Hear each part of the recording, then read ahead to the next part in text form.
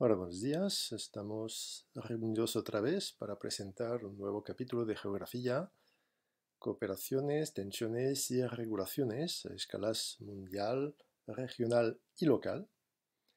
Podemos empezar este capítulo con esta imagen de la cumbre entre Canadá y Unión Europea en Montreal en 2019. Se reúnen para preparar, negociar un acuerdo de libre comercio y esta fotografía presenta otro punto de vista, una manifestación en contra de este acuerdo que llaman CETA. Con estas dos imágenes ya tenemos esa idea de una voluntad de cooperación que puede generar oposiciones, que puede generar tensiones, y la idea de regulaciones que podrían aliviar estas tensiones. Empezamos pues por nuestra introducción diciendo que en 2017 el Parlamento Europeo votó un acuerdo de libre comercio con Canadá, definitivamente firmado en Montreal en 2019, a pesar de protestas de ciudadanos europeos. Es un ejemplo de cooperación, es decir, una política destinada a reforzar los vínculos de todo tipo entre varios estados o organizaciones internacionales. Numerosas y multiformes, las cooperaciones intentan integrar mejor los territorios en la globalización y desarrollarlos a todas escalas. Frente a tensiones, es decir, desacuerdos entre varios actores, provocadas por la globalización, hay tentativas de regulaciones, o sea, instrumentos usados por estados y organizaciones internacionales para asegurar el buen funcionamiento de la economía. Nuestra pregunta es la siguiente: ¿permiten las diferentes formas de cooperación y de regulación reducir las tensiones y las desigualdades generadas por la globalización? Responderemos en tres partes. Mostraremos que la globalización genera tensiones, que intentos de regulación y cooperación existen, tanto a nivel mundial como local, pero también que las zonas de integración regional se multiplican con un éxito desigual. Empezamos entonces nuestro programa evocando una globalización bajo tensiones con una regulación que aparece necesaria. Podemos recordar que la globalización es un proceso social, económico, político y cultural que resulta de las estrategias de actores y que tiene impactos en los territorios. Resulta el choque de intereses divergentes, a veces contradictorios, entre estos actores. Por eso, las tensiones son múltiples. Y vamos a verlas. Empezando por las tensiones económicas. Existe, en efecto, en el contexto de la globalización, una fuerte competencia económica. La globalización acentúa la competencia entre territorios. Esta globalización consiste en un aumento de los intercambios. Podemos ver aquí con este gráfico que efectivamente, pues aquí entre 1995 y finales de los años 2010, vemos cómo aumenta el total de los intercambios de mercancías en valor y cómo en el mismo momento se reducen de forma importante los aranceles, es decir, las tasas aduaneras que pueden limitar estos intercambios. Entonces, con la reducción de los aranceles, los intercambios de mercancías se disparan.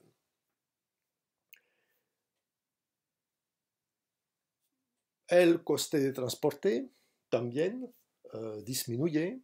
Tenemos otro fenómeno que es un fenómeno de desregulación, es decir, que se reducen reglas para favorecer la libre competencia y con todos estos elementos, pues los intercambios se disparan y entonces las empresas multinacionales pueden aprovecharse de las diferencias de legislación, sueldos y desarrollo entre estados y participan pues en una nueva división internacional del trabajo, ya que es fácil intercambiar entre los países por la reducción de los aranceles. Bueno, las empresas pueden desarrollar una estrategia mundial, pueden utilizar las ventajas comparativas de los diferentes países. La división internacional del trabajo presentada de forma muy sencilla es esto.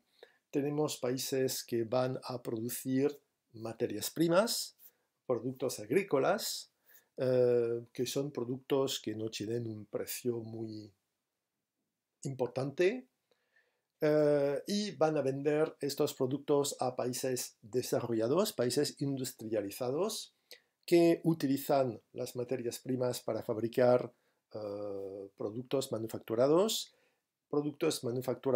caros que estos países pueden vender a los países que producen materias primas.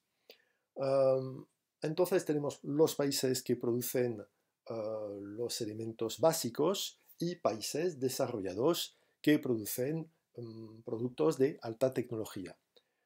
Es verdad que ahora es un reparto que mucho menos nítido, ya que países emergentes ahora tienen la capacidad de producir productos manufacturados y hasta productos de alta tecnología, pero esto es la idea.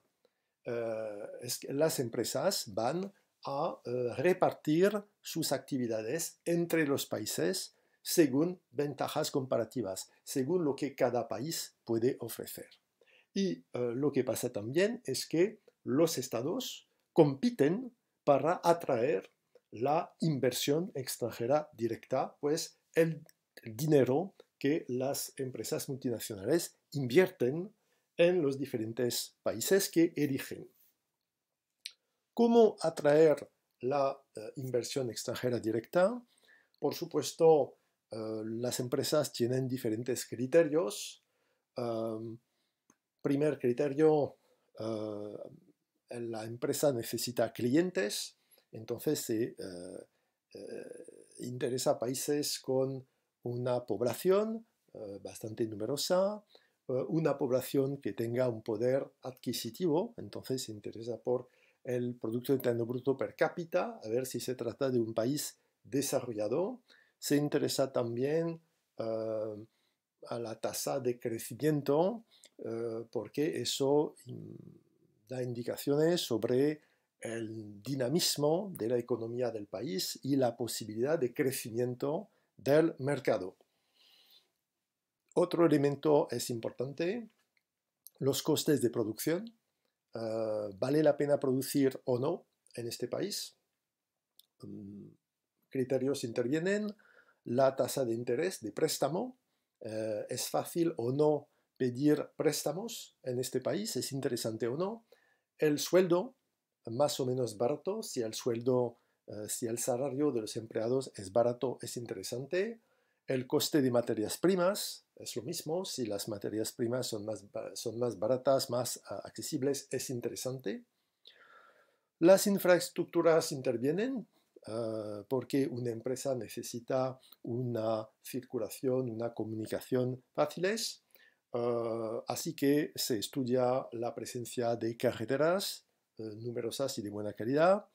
Lo mismo para el ferrocarril, la presencia de aeropuertos internacionales, de puertos, la presencia de todos los medios de comunicación, que sea teléfono, correo, etc.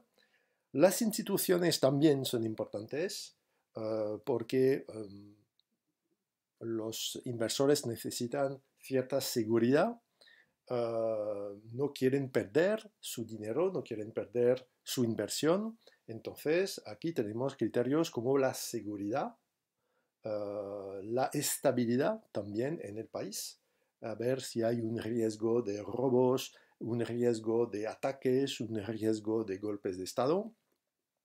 La política económica y las tasas son también importantes. Si el gobierno del país está a favor o no de las empresas y de las importaciones y exportaciones. Otro elemento es muy importante, la burocracia, las normas. A una empresa no le gustan los obstáculos administrativos, las trabas administrativas que hacen que para cualquier movimiento de producto o de dinero hace falta una cantidad impresionante de permisos o esperas de horas, días, semanas y hasta meses. Pues aquí tenemos todos los elementos que hacen que una empresa va a instalarse o no en un país y, como lo decía, los diferentes países compiten para atraer las empresas. Puede ser, por supuesto, una fuente de tensión. Otra fuente de tensión en este contexto de intercambios mundiales es que los países tienen la tentación del proteccionismo. Pueden tener el sentimiento de un mercado mundial peligroso para sus empresas y existe esta tentación de proteger las empresas nacionales. Es lo que llamamos el proteccionismo. Aquí tenemos una ilustración que representa lo que es más o menos el proteccionismo. Se trata de proteger los fabricantes, las empresas entonces, los trabajadores que necesitan empleos, por supuesto. Quieren proteger también su tradición y formación, es decir, que quieren proteger sus secretos de producción, por ejemplo. Y eso explica pues, esa tentación del proteccionismo. ¿Cómo proteger la economía nacional? Pues la primera posibilidad es imponer aranceles, pues entonces tasas sobre las importaciones. Y vemos en este mapa que una parte de los países del mundo, en efecto, aplican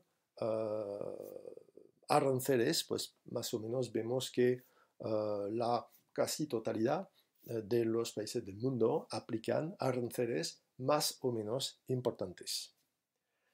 Es una primera forma de proteccionismo, no es la única forma. Un texto ilustra esta tentación y vamos a ver que no es una tentación que puede conocer solo países bastante aislados, no sé, como Corea del Norte, por ejemplo.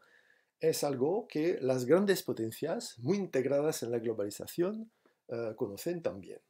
El texto evoca lo siguiente. En su pulseada comercial con Washington, Pekín puede clamar su compromiso con la libre circulación de las mercancías y el multilateralismo. Los hechos desmienten esta postura, en particular para con la Unión Europea. China se ha convertido en el primer país en el mundo disponiendo del mayor número de barreras comerciales a los productos europeos. Bruselas contaba en China 37 trabas, o sea, obstáculos, al comercio.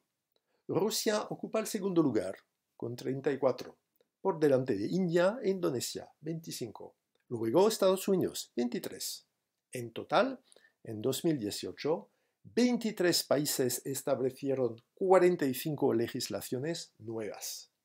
En cuanto a India, se señaló por su política asentada en cosméticos, diamantes pulidos, piezas de equipamiento automóvil, vinos y alcoholes, los productos de cuero y los productos del sector de las tecnologías de la información y las comunicaciones.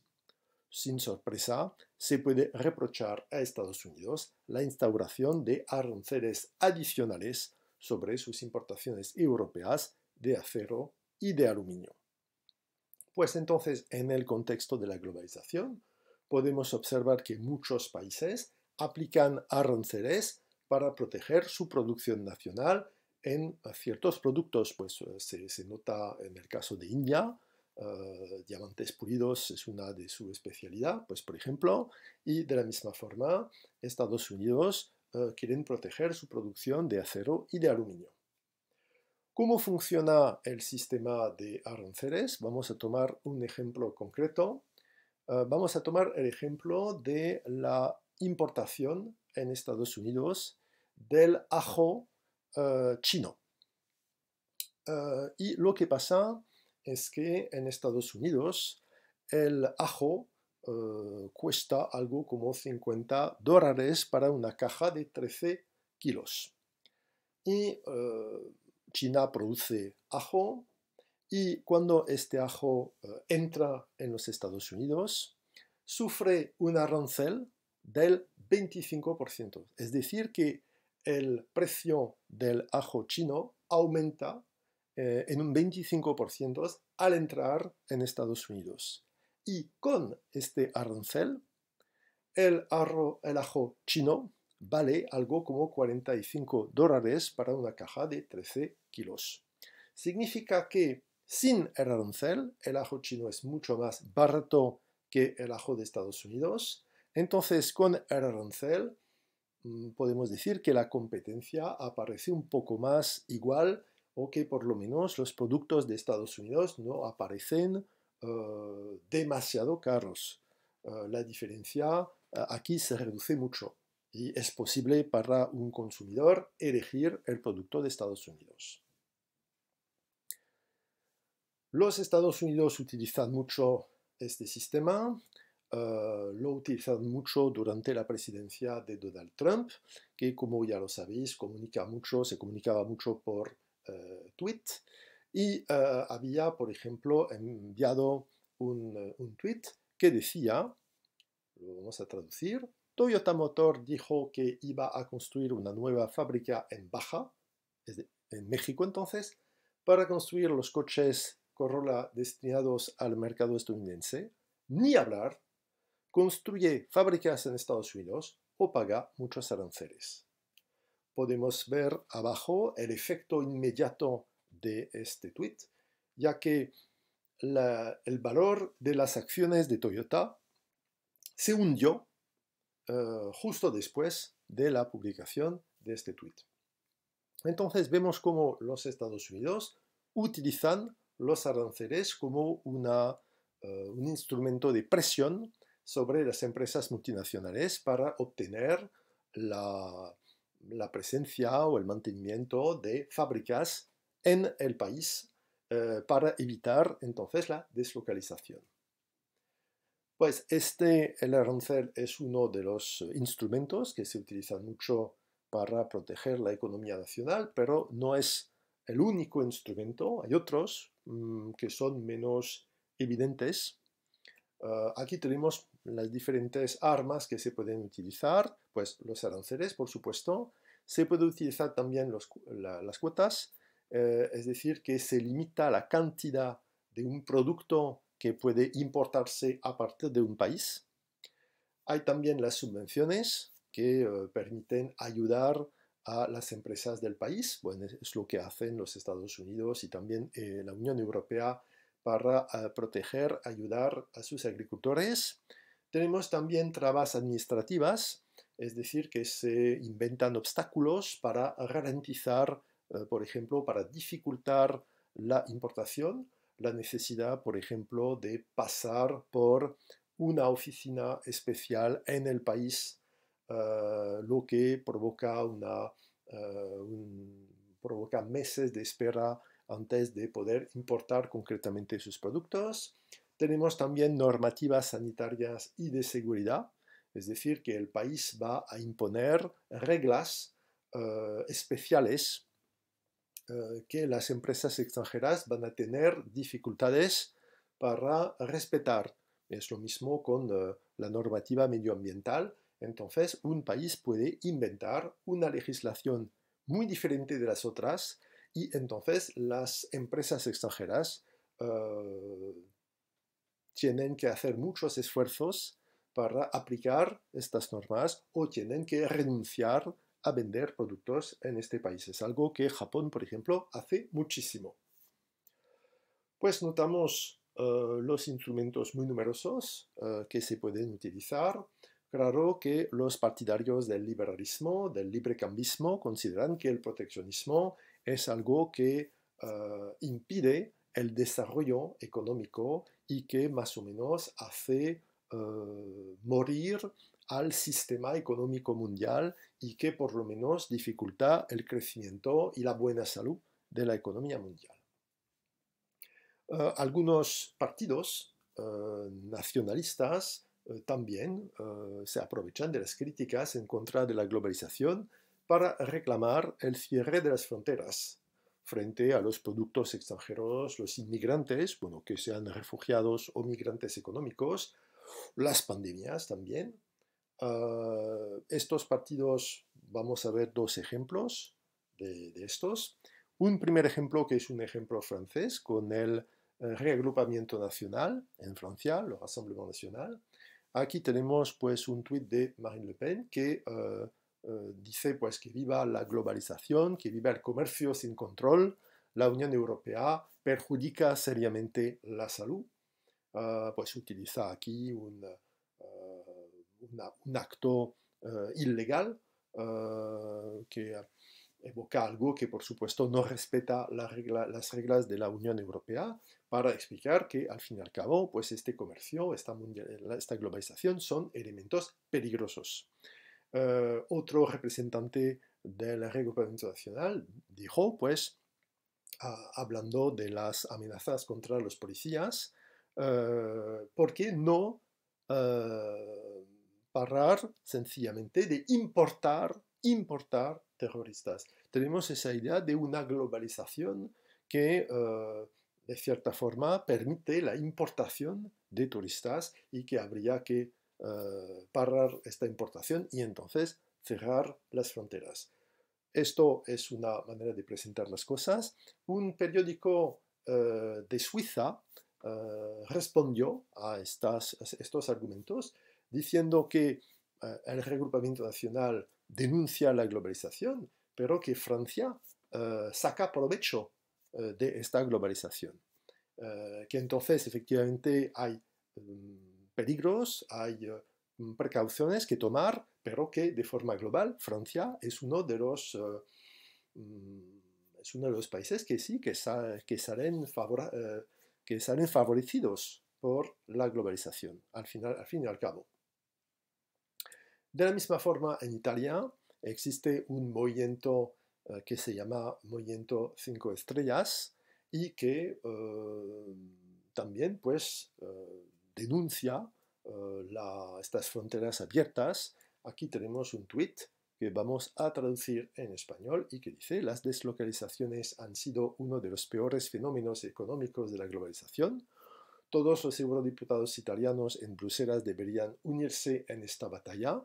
Pues entonces tenemos esa idea de un peligro de deslocalización, pues de perder empleos en Italia, pero me parece que este partido olvida que la globalización permite también a Italia vender muchos productos en otros países, que a veces Italia también se beneficia de salarios más bajos o de empresas que emplean a clandestinos para poder vender más para todos sus productos en otros países vecinos.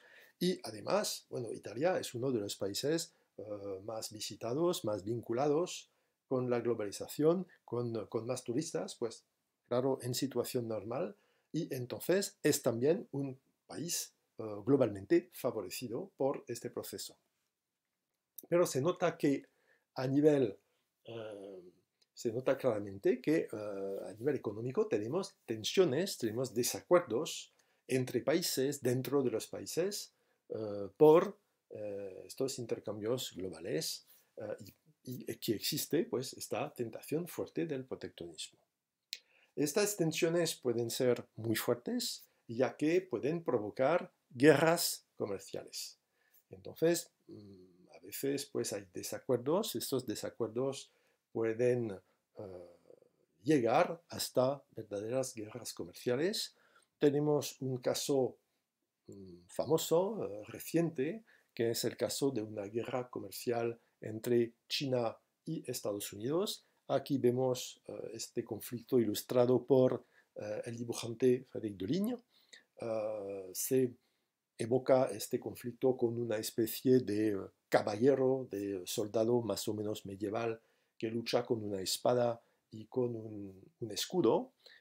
lleva la bandera de Estados Unidos y sobre todo su escudo lleva el símbolo de los GAFAM, entonces de estas grandes empresas estadounidenses, de las nuevas tecnologías, de las tecnologías de la comunicación, y entonces está luchando contra una especie de dinosaurio, de dragón, pues es el dragón chino, que lleva el símbolo de la empresa Huawei, que es una empresa muy vinculada con el Estado chino, y los Estados Unidos tienen miedo a la expansión de esta empresa que podría intercambiar informaciones con el gobierno chino y entonces de cierta forma espiar a los Estados Unidos, olvidando que los Estados Unidos, gracias a los GAFAM, pueden más o menos hacer lo mismo con el mundo entero. ¿Cómo explicar concretamente esta guerra? ¿Qué pasa concretamente? ¿En qué consiste esta guerra? Pues vamos a ver un video que explica en español para una cadena de información continua francesa lo que pasa concretamente. Si tuviéramos que escoger una palabra para describir el 2018 en materia de comercio internacional, esta sería tensión. Aunque la principal disputa se dio entre Estados Unidos y China, las dos economías más grandes del mundo, la política proteccionista del gobierno de Donald Trump marcó su relación comercial con otros países e impactó a la economía global en general. En marzo de este año, el presidente estadounidense dio un aviso muy a su estilo sobre lo que sería su política comercial durante este año. Vía Twitter, el mandatario dijo que cuando un país, Estados Unidos, está perdiendo miles de millones de dólares en el comercio prácticamente con todos los países con los que hace negocios, las guerras comerciales son buenas y fáciles de ganar. Esta declaración se puede ver como un punto de partida simbólico de la disputa arancelaria que tuvo varios momentos clave este año. El 8 de marzo, Estados Unidos impone aranceles del 25% sobre el acero y del 10% sobre el aluminio importado. El 23 de marzo y el 2 de abril, China anuncia aranceles que totalizan 6.000 millones de dólares sobre productos de Estados Unidos como frutas, nueces, cerdo y vino. El 3 de abril, Estados Unidos anuncia gravámenes para productos de alta tecnología y un día después, China responde con tasas sobre 106 productos de Estados Unidos, entre los que se encuentran la soya y los vehículos. En mayo, China y Estados Unidos lograron un acuerdo, pero 3 días después el presidente Trump se retractó. En el trasfondo de la guerra arancelaria está la preocupación de Estados Unidos por las políticas chinas de transferencia forzada de tecnología y la propiedad intelectual, un tema que abordaremos más adelante. Luego de esta corta tregua, se intensifica la imposición de aranceles. En junio, julio y agosto, China y Estados Unidos anuncian aranceles recíprocos por 50.000 millones, 34.000 millones y 16.000 millones de dólares respectivamente. En septiembre, Estados Unidos impone aranceles del 10% a productos chinos por 200.000 millones de dólares, a incrementarse al 25% en 2019, y China hace lo propio sobre productos estadounidenses por 60.000 millones de dólares. En noviembre hay reportes de que ambos países están buscando llegar a un acuerdo, al tiempo que se suceden fuertes declaraciones de ambos lados y denuncias ante la Organización Mundial de Comercio, otro punto clave en esta discusión. A principios de diciembre llegó una tregua temporal cuando el presidente chino Xi Jinping y su homólogo Donald Trump se reunieron durante la cumbre de líderes del G20 en Argentina. Veamos el reporte que preparó Tristan Ustianowski. Fue la cena que concretó la frágil tregua en la guerra comercial en curso. Donald Trump y Xi Jinping llegaron a un acuerdo en el cual Estados Unidos suspende la imposición de nuevos aranceles a productos chinos valorados en 200.000 millones de dólares. Una concesión temporal, sujeta a condiciones. El presidente Trump y el presidente Xi acordaron iniciar de inmediato negociaciones sobre cambios estructurales con respecto a la transferencia forzosa de tecnología, la protección de la propiedad intelectual, los servicios y la agricultura. Ambas partes acordaron que tratarán de completar esta negociación dentro de los próximos 90 días. Si al final de este periodo las partes no han llegado a un acuerdo, los aranceles del 10% se elevarán al 25%. Además, Beijing se comprometió a importar más productos estadounidenses a su mercado, cuya suma fue casi 4 veces inferior a las importaciones chinas en Estados Unidos en 2017. Sin embargo, unos 50.000 millones de bienes chinos permanecen bajo aranceles del 25%. una medida a la cual las autoridades chinas respondieron con sus propias tarifas sobre bienes llegados de Estados Unidos. Pues aquí se nota una lucha entre dos estados que parecen estar listos para lo que sea, para imponerse, para pesar aún más en la globalización. Se nota que tenemos una escalada entre los dos países, cada uno imponiendo más aranceles a las importaciones del otro. Vemos aquí una imagen que ilustra esta guerra concretamente y vemos cómo los Estados Unidos imponen aranceles adicionales sobre más o menos la mitad de las exportaciones de China a Estados Unidos y en respuesta China impone aranceles a casi todos los productos que los Estados Unidos exportan a China. Bueno, se nota que el objetivo es sobre todo obtener ventajas, pesar más en negociaciones futuras. Bueno, cada país es una forma de intimidación. Cada país sabe que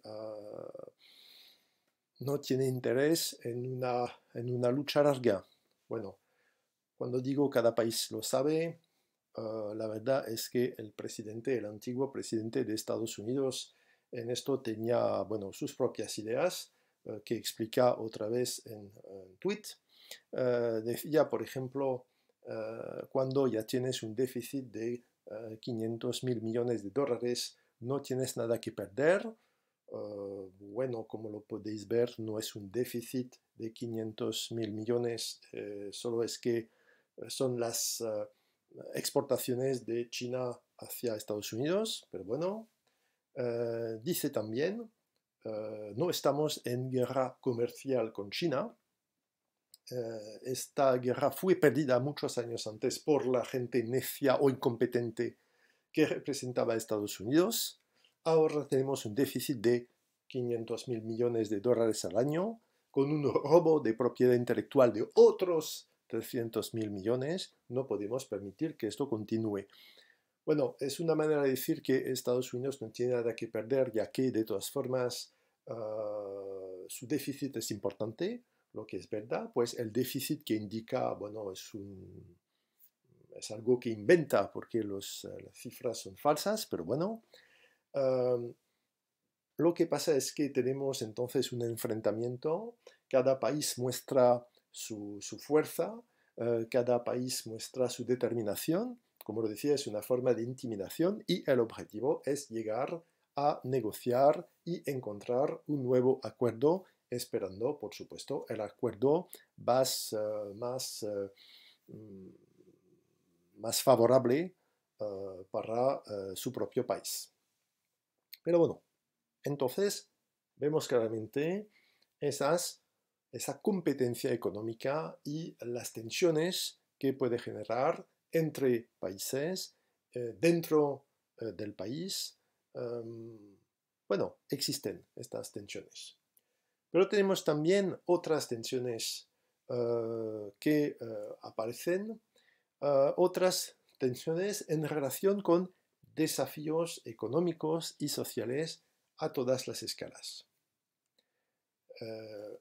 Pero eso es algo que veremos en el video que viene.